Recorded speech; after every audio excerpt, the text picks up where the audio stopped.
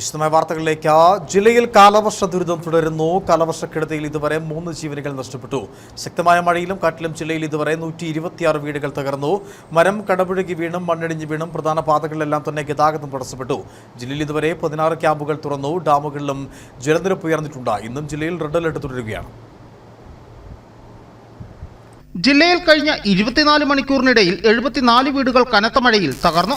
ഇതിൽ 6 വീടുകൾക്ക് പൂർണ്ണമായും 56 വീടുകൾക്ക് ഭാഗികമായുമാണ് നാശനഷ്ടമുണ്ടായത്. ഇടുക്കി താലൂക്കിൽ 30 വീടുകൾ ഭാഗികമായും 2 വീടുകൾ പൂർണ്ണമായും തകർന്നു. തൊടുപുഴ താലൂക്കിൽ 18 വീടുകൾ ഭാഗികമായും 4 വീടുകൾ പൂർണ്ണമായും തകർന്നു.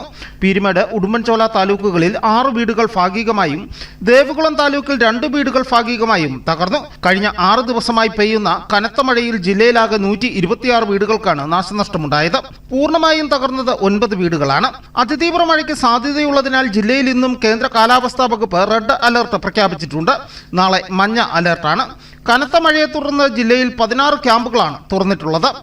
96.52 മില്ലിമീറ്റർ മഴയാണ് ജില്ലയിൽ കഴിഞ്ഞ 24 മണിക്കൂറിനുള്ളിൽ പെയ്തത്. സംസ്ഥാനത്തിനാകെ വെളിച്ചമേകുന്ന ഇടുക്കി ജില്ലയിലെ ഭൂരിഭാഗം ജനങ്ങളും കാലവർഷം ആരംഭിച്ചതു മുതൽ ഇരുട്ടിലാണ്. വൈദ്യുതി മുടങ്ങിയിട്ട് ഒരാഴ്ചയോളമായ മേഖലകൾ ഹൈറേഞ്ചിലുണ്ട്. കഴിഞ്ഞ വെള്ളിയാഴ്ചയോടെയാണ് ഇടുക്കിയിൽ മഴ ശക്തമായത്. ഇതിനു പിന്നാലെ തന്നെ ഹൈറേഞ്ചിലെ പ്രധാന ടൗണുകളിലടക്കം ഇരുട്ടിലായി. മഴക്കാലത്ത് മണ്ണിടിച്ചിലും വെള്ളപ്പൊക്കവും അടക്കമുള്ള ദുരിതങ്ങൾ ഉണ്ടാകുമ്പോൾ വൈദ്യുതി ഇല്ലാത്തത് പ്രതിസന്ധി ഇരട്ടിയാക്കുകയാണ്. പലയിടങ്ങളിലും വൈദ്യുതിയില്ലാതെ മൊബൈൽ ഫോണുകളടക്കം നിശ്ചലമായി. ഇതോടെ പുറം ലോകവുമായി ബന്ധപ്പെടുവാൻ പോലും സാധിക്കാത്ത അവസ്ഥയാണ്. ജില്ലയിൽ മഴയും ശക്തമായ കാറ്റും തുടരുന്ന സാഹചര്യത്തിൽ അപകടങ്ങൾ ഒഴിവാക്കുവാനായി എല്ലാ വിദ്യാഭ്യാസ സ്ഥാപനങ്ങൾക്കും ഇന്ന് ജില്ലാ കളക്ടർ വി വിഘ്നേശ്വരി അവധിയും പ്രഖ്യാപിച്ചിട്ടുണ്ട്. News bureau, Udumbanchola.